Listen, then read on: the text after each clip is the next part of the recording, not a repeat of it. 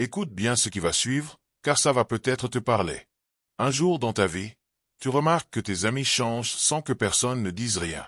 Ce n'est pas une grosse dispute, c'est juste un changement silencieux que tu sens à peine, comme si les couleurs de ton monde devenaient moins brillantes.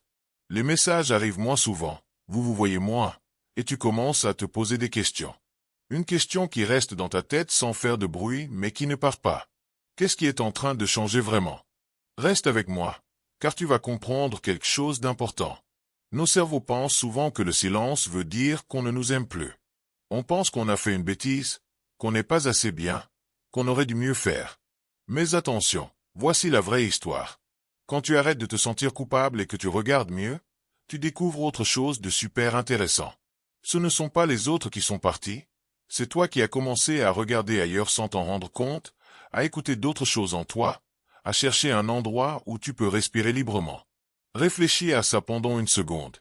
Ce changement en toi arrive surtout quand tu arrêtes de faire semblant avec des choses qui ne sont pas importantes.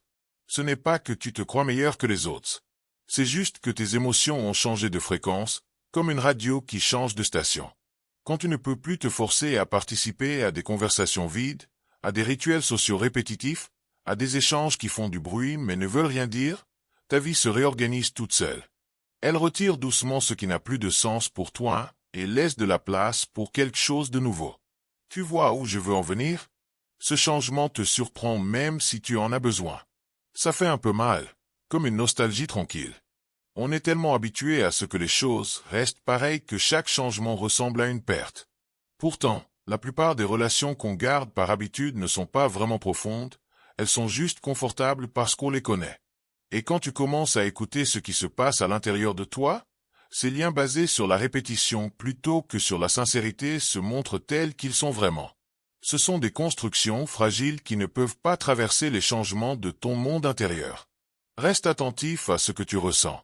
Dans ces moments de recul, tu découvres que les relations qui restent ne sont pas celles qui te distraient, mais celles qui te parlent vraiment.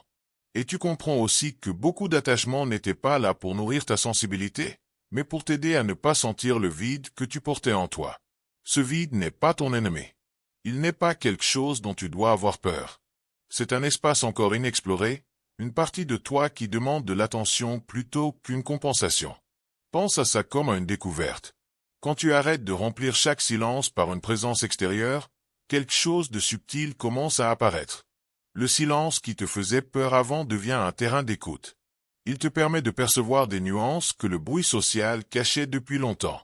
Tu découvres que beaucoup de tes gestes, de tes paroles et même de tes relations étaient motivés non pas par une vraie envie de partager, mais par la peur de te retrouver face à toi-même.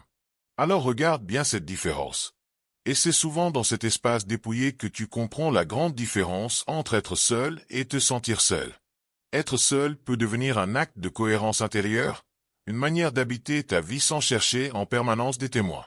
Te sentir seul, par contre, naît presque toujours d'un abandon de toi-même. C'est quand tu confies à l'autre la tâche impossible de combler tes propres manques que tu glisses vers une dépendance silencieuse. Jacques Lacan aurait dit que cette compréhension est essentielle.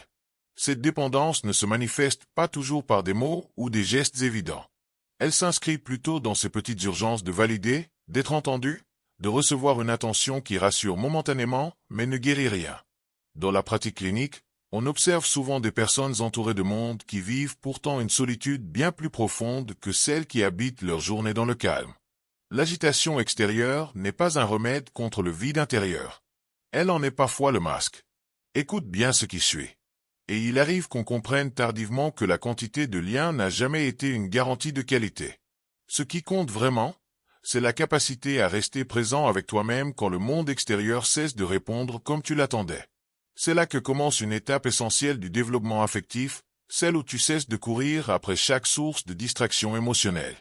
Ne plus chercher compulsivement des stimulations permet de laisser remonter ce qui jusque-là était enfoui sous des couches de bruit. N'oublie pas cette idée importante. Cette pause n'est pas un arrêt, c'est une forme d'attention. Elle révèle ce que tu as vraiment besoin de comprendre, ce que tu as négligé, ce que tu attendais des autres sans jamais te l'accorder à toi-même. Au fil de ce processus, la solitude cesse d'être ce territoire menaçant. Elle devient un lieu de passage où tu retrouves la capacité d'interpréter ton propre monde intérieur. Ce qui paraissait vide devient espace. Ce qui semblait douloureux devient compréhension. Suis-moi encore un peu.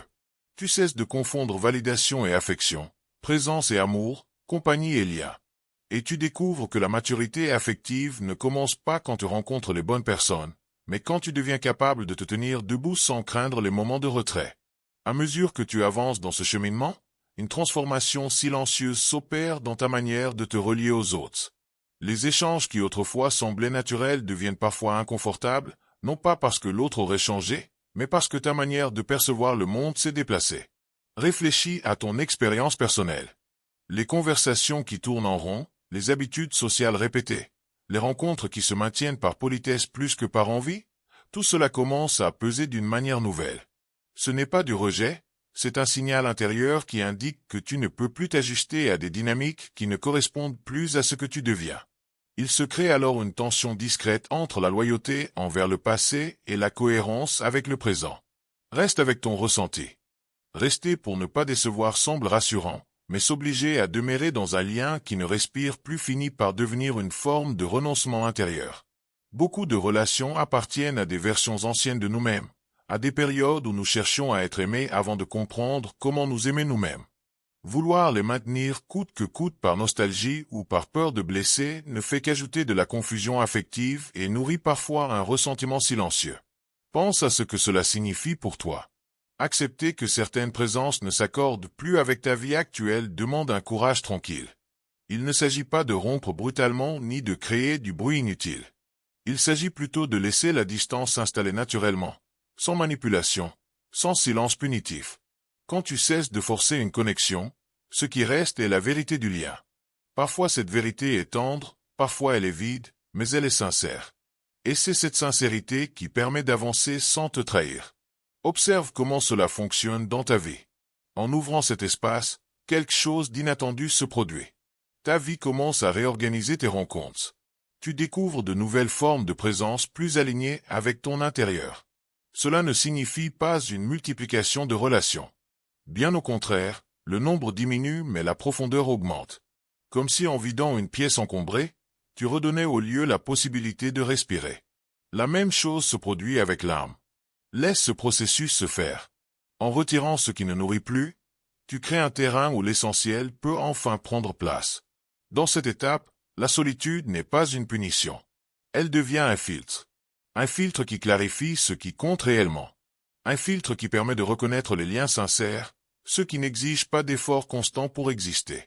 Et même si cette transition peut susciter un sentiment de flottement, presque comme si tu n'appartenais plus nulle part, ce flottement est un passage, pas une destination. Garde confiance en toi. Il prépare une nouvelle manière d'être en relation, une manière plus libre, plus lucide, plus fidèle à toi-même. Au fur et à mesure que tu te stabilises dans cette nouvelle présence intérieure, une autre découverte apparaît. La paix n'a rien de spectaculaire. Elle ne s'impose pas avec éclat. Elle n'exige aucune explication. Elle se manifeste comme une respiration plus profonde, comme un espace intérieur où tu te sens enfin à l'abri de l'urgence de plaire et des attentes qui autrefois dictaient tes comportements. Sens cette paix grandir. Cette paix n'est pas le résultat d'un isolement volontaire, mais d'une compréhension intime. Personne ne peut remplacer le travail que tu fais avec toi-même.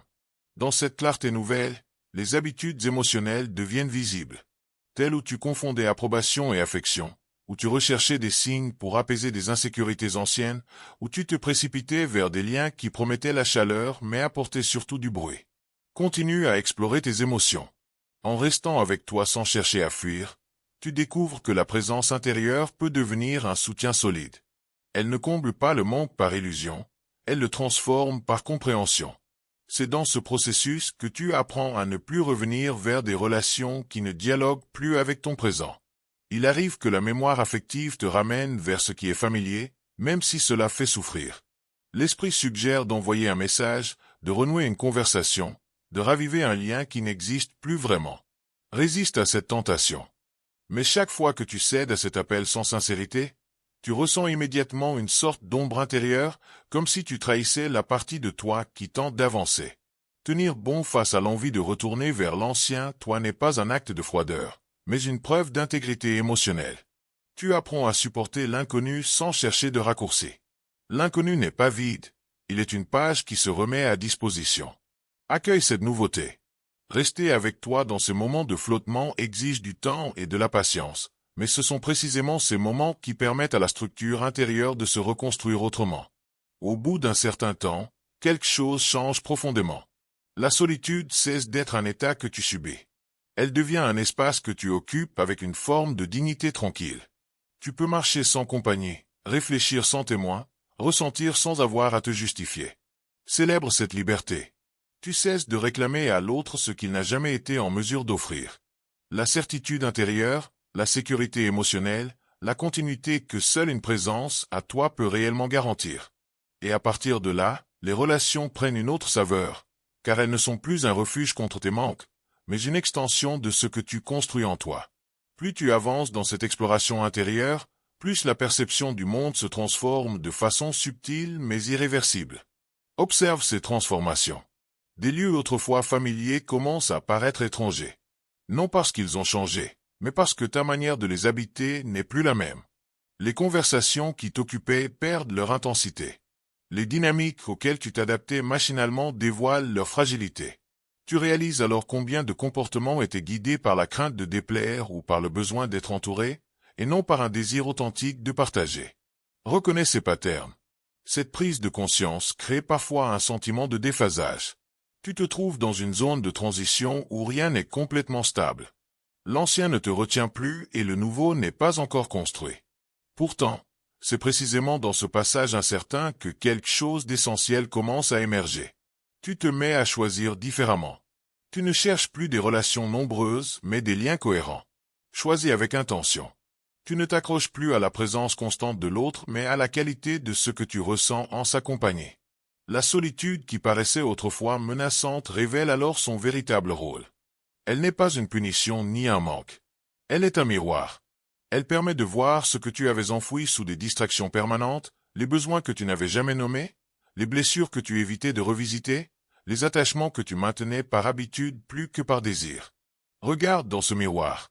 Au lieu de te priver du monde, elle te rééduque, elle montre comment revenir vers les autres avec davantage de liberté intérieure.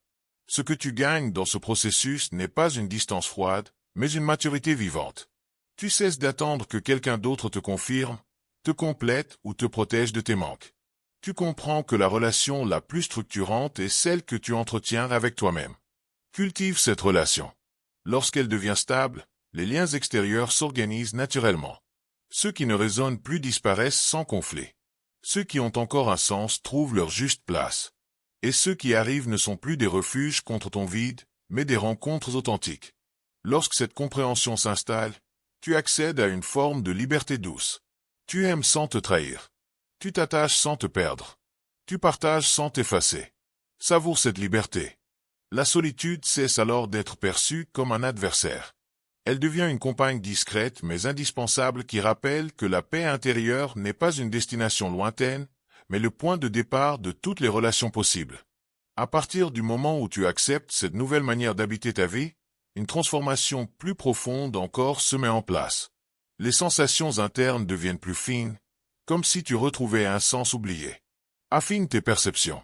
Tu te surprends à remarquer des détails que tu ignorais autrefois. La fatigue émotionnelle qui apparaît dans certains échanges, la sérénité qui naît dans d'autres, la tension subtile qui surgit lorsque tu te forces à être présent là où tu ne te sens plus à ta place. Ce sont des signaux que tu n'écoutais pas auparavant, absorbés par le besoin de t'adapter. Ces signaux deviennent des guides. Écoute-les attentivement. Ils orientent vers les environnements qui respectent ton rythme et éloignent de ceux qui le malmènent. Ce n'est pas un retrait du monde, mais une manière différente d'y participer. Tu cesses de te soumettre à des engagements qui vident ton esprit et tu choisis des espaces où tu peux respirer sans justification. Cette forme de sélection n'est pas de l'égoïsme. Elle est un soin. Elle crée une cohérence entre ce que tu ressens et ce que tu vis. Prends soin de toi. Ce changement se reflète aussi dans la communication. Tu parles moins pour occuper l'espace et plus pour transmettre quelque chose qui a du sens. Tu écoutes avec plus d'attention, non pour répondre, mais pour comprendre. Tu perds le réflexe d'expliquer ta présence ou ton silence. Cette simplicité nouvelle apaise les relations. Il n'y a plus de lutte pour être perçu, plus de besoin de convaincre. Communique avec authenticité. Tu laisses chaque lien se définir par son propre mouvement, sans forcer, sans retenir. Dans cette étape, le monde extérieur peut parfois mal interpréter la transformation. Certains y voient de la distance, d'autres pensent à un manque d'intérêt. En réalité, il s'agit d'un recentrage. Ce n'est pas l'autre que tu rejettes, c'est l'agitation intérieure que tu refuses désormais de nourrir. Reste fidèle à ton chemin. La priorité devient la clarté émotionnelle, non la conformité sociale. Tu découvres alors une vérité simple. Tu gagnes en qualité ce que tu perds en quantité. Ce rééquilibrage crée un terrain propice à des relations plus humaines. Des liens où tu te choisis avec lucidité, où tu respectes les rythmes, où tu acceptes que la proximité ne se mesure pas au nombre de messages, mais à la justesse des rencontres. Choisis la qualité. C'est une manière nouvelle d'aimer où tu offres à l'autre ce que tu t'offres d'abord à toi-même. De la sincérité, du calme et un espace pour exister sans masque. Une autre évolution apparaît à ce stade, la capacité à reconnaître tes limites sans culpabilité. Autrefois, tu ressentais de la honte à l'idée d'avoir besoin de solitude, comme si ce besoin révélait une faiblesse ou un manque de sociabilité. Accepte tes besoins. Maintenant, il devient clair que cette solitude n'est pas un retrait mais une respiration nécessaire. Elle permet de revenir vers le monde en étant plus entier, moins dispersé, plus capable de donner quelque chose de vrai. Cette reconnaissance des limites s'étend également aux relations. Tu es moins tenté de tolérer des dynamiques qui fatiguent, qui fragmentent, qui obligent à te dénaturer, non pas par dureté, mais par lucidité. Protège ton énergie. Tu comprends que rester dans un lien qui pèse est une forme d'abandon de toi, et cet abandon n'est plus acceptable. Il s'agit de préserver un espace intérieur qui a mis du temps à être reconstruit et qui mérite désormais d'être protégé. Ce changement n'est pas sans conséquences. Certaines personnes s'éloignent, incapables de comprendre ce besoin nouveau de cohérence. D'autres au contraire se rapprochent, attirés par cette clarté tranquille. Accueille ces changements. Les relations deviennent alors un lieu d'échange plutôt qu'un moyen d'occuper le vide. Il y a moins de demandes implicites, moins de jeux affectifs, moins de tentatives de combler l'autre. Tu ne te cherches plus d'appui extérieur pour compenser une instabilité intérieure. C'est aussi le moment où tu apprends à vivre des aimes.